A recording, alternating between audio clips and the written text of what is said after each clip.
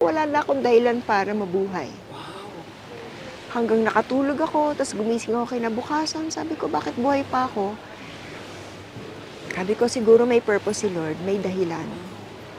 Hindi naman ako pinadadala ng pera ng ex ko noon. Buti na lang, tumawag yung GMA, they offered me Pinoy Meets World.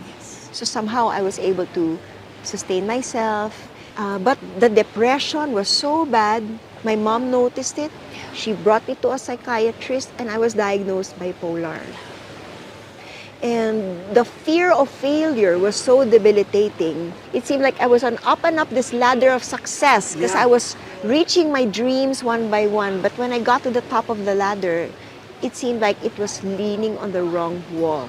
So I fell on that wall, na-depress ako, tapos hindi ko na alam kung anong gagawin ko. Kasi pag nag-dream ako, baka mag-fail na naman ako. Yun ang takot ko. But how did you recover from feeling, betrayed, worthless because of what your ex-husband did na ganun-ganun lang?